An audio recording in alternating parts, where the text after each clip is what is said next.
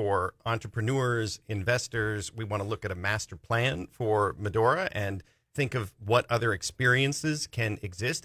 And cultural institutions have the ability to do this, like no other program. I mean, you think of some of the places where there are Fortune 500 companies, and it takes a cultural institution to come into the region to add development. But there's no question. Again, just quick example, Badlands National Park in South Dakota.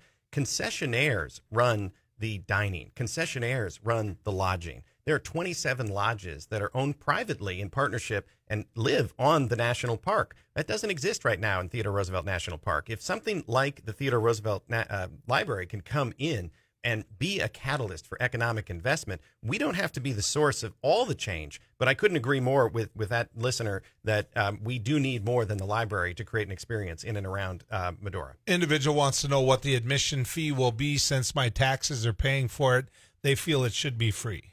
Well, and hopefully it can be. I mean, we are not to the point where we can make that commitment today, but it is very much at the top of our minds. I mean, I mentioned the 4th and 8th graders across North Dakota being able to come for a outbound experience, and we'd certainly like to do that across the state. And so we'll get there. We're not quite there yet, but I hear you. If taxpayers' dollars are being put toward the maintenance and operation, we should definitely consider how reasonably we can make this accessible to all North Dakotans. Joel, did any politicians purchase property in that area before this happened? Meaning, as it was put into Medora, our people, and that was a question raised, was the fact that, you've got, I'm just going to throw it out at you, Ed. You've got the chairman of the Republican Party who's a big property owner inside Medora. The site got changed to Medora. People are concerned about that. Yeah, no, look, it's a legitimate concern. I mean, I can tell you that the Theodore Roosevelt Presidential Library Foundation is an independent nonprofit organization. I have had nothing to do with any of the purchases of property before or after. It's not a state secret that the Theodore Roosevelt Presidential Library is coming to Medora. I mean, if I'm out there listening, I'm an entrepreneur in North Dakota. It caught up to people when it got transferred, though. Yeah, I mean, there was all of a sudden that one. Everybody kind of saw it in Dickinson, and then all of a sudden the committee said, nope, we're going to take it to Medora, and the legislature pushed back, as you know, because that wasn't what they had agreed to. Yeah, and I think, again, Theodore Roosevelt came to Medora and what would now be Billings County. The reason that this library rightfully belongs in this place is the proximity to the national park. I don't think that's people's debate. Sure, I understand. I think their debate is much more in line with how it got to Medora, right? The process of how that worked. I want to, before we go, and here's another one. Our taxpayers going to have to pay for the upkeep of this building after built. My area civic center was supposed to be self-supporting, but now it's a big tax burden on all of us. Fantastic question. Very quickly, I think there's a lot of misconceptions around the $50 million endowment. We, as the TR Library, never get handed a $50 million check. What this is doing is putting $50 million aside. The money never leaves the state, and the proceeds of the investment of that $50 million will go to the library in perpetuity. So the idea is that about $2 to $4 million of investment proceeds will come to the library every year for the continued operation and maintenance of the library. Bear in mind, that's bringing with it 2 to maybe 3 or 4 times that in private investment. So the idea here, if it works, is a model of public-private partnership. That what happened in that particular case in the Civic Center, of course, I'm not familiar with the specific example, but this is meant to be a model of doing it differently, where the tax burden is not on the people. You set up an endowment, the money never leaves the state, and the proceeds of the investment are actually what go to the library. I also want to say that I think that's unrealistic. I think that, when you go somewhere, you pay. And so, if you leave a couple bucks at the door, that isn't a bad thing because it helps. And so, while we might disagree on this or that on the project, if we were going to gauge everything about taxpayer dollars, I'm paying for it type thing, we'd never pay any admission whatsoever into a Bison game. That's true. I mean, it's the way it is. I want to talk about inside. Well, one more comment outside. Okay. When everybody sees what they see, when Amy saw the drawing and how it tied into the Badlands, she noticed how it really is meant to not be seen. I get that. I think we all can agree on that.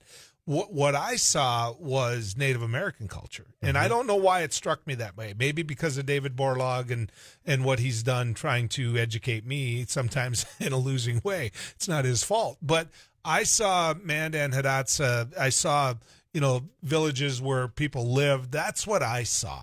And I don't know if you've gotten that from anyone else. Oh, I have. Yeah, we definitely have. And I think a nod to North Dakota history and the history of the region and the history of the country, and the idea that settlers in the West in particular had sod houses and had very practical abodes that very much similarly look like what we're trying to build. I think you're going to see a reflection of Native American history, of North Dakota history, of the history of the settlement of the West, and really embracing the challenge of telling a complicated story. Okay.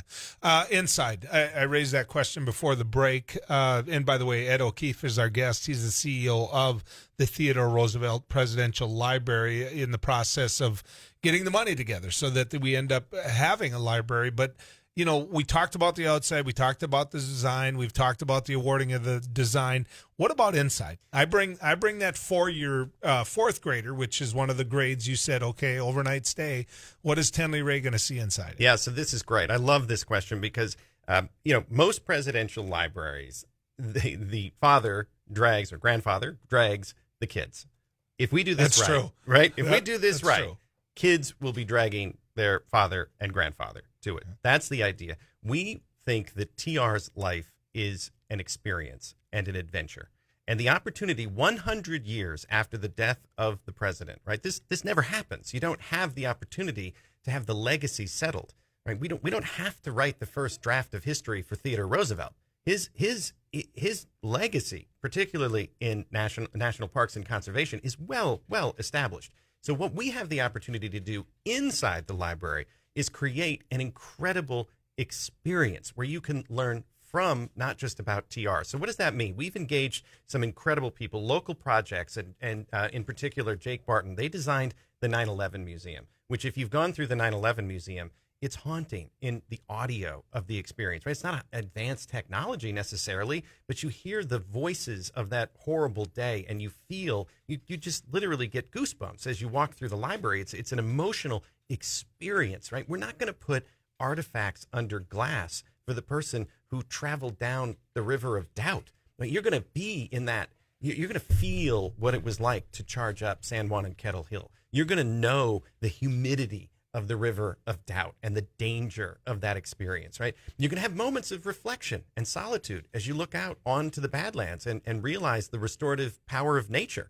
right? We want people to feel this, and we want it to be, we like to say, it's like a roller coaster, right? What is the first thing your grandkids say as they come off a roller coaster? Let's do it again, right? We want that of the TR Library. Your kids come out of this experience and say, I want to do it again. Text message, all this negativism is so typical of North Dakota. Another one, please say hi to Ed from one of his high school teachers. Bio plus Mr. anatomy. Douthit, Mr. Martin. Bio plus anatomy plus, so whoever your biology teacher was. Another one says, one thing that would help would be get rid of oil wells around the park, no refinery, bring back to the quiet as it was intended. You must have heard that one before. Yeah, again, I love this. I'll just say for a quick moment, I think that this can be a place of civic dialogue and conversation. I was asked this question in October at the Fargo Theater in a Aspen Ideas Festival event, and they sort of thought, oh, you're not going to have an answer for this one. I'm like, you know what? TR embraced contradiction. When football was a dangerous sport that they were going to shut it down at colleges because it was too dangerous. What does that sound like? The debate we have today. What did TR do? He convened the different university presidents at the White House to have a conversation. He said, well, Americans like football. How can we make this safer? That was the birth of the NCAA. The highest honor you can receive at the NCAA is the Theodore Roosevelt Award. Right? That's what he does. So bring people together and have civic dialogue about differences of opinion. There was an evolution of the man himself, though. You talked about how he evolved from this period of depression where he lost his wife, lost his mother, needed to find himself, had lost a big race at the Republican convention, or his candidate didn't make it, heads out and starts a new life, or at least a place to find himself a little bit more. But I would also throw in that, that Teddy Roosevelt was a conservative. And then he became probably the biggest progressive this country has ever seen in a position of power. I mean, he was. Not many people would say, hey, let's save these areas and turn them into a national park. Not many people would say, to heck with my party, I'm going to run as a bull moose. Yeah, this is because the Rorschach. I'm mad at the way Taft did things. This is the Rorschach test, Joel. I mean, right? What you see in TR, it reflects more about you than it does about TR, right? I mean, I think that's the beauty of TR. Think about the era in which he lived. Rapid industrialization, an agrarian society changing to an industrial society. Panama Canal. Right? People now earning their living by going into urban areas and offices. An immigration wave that's changing the character and nature of the nation. Thinking about technologies that are suddenly electricity and automobiles and airplanes, and it's all changing at such an incredible pace. People don't know, what is the American identity? Boy, what does that sound like? It's you could just take out Theodore Roosevelt and insert 2020. I mean, the way he tackled challenges was, I don't think necessarily from a partisan lens. He had a deep philosophical belief, and he always convened opposing sides to have a conversation. Take this in the spirit it's intended, because I think it's a compliment. You ready? Okay, I'm ready. It says, hit me I think with your guest is a good enough talker. He could sell ice to an Eskimo, and that's just the fact. Let's head to the weather cave and find Too Tall Tom Szymanski, and let's find out what's going on in there. Tom? Some fog here and there across central and eastern North Dakota. Dissipating. Fog advisories run for another few minutes in those areas. The fog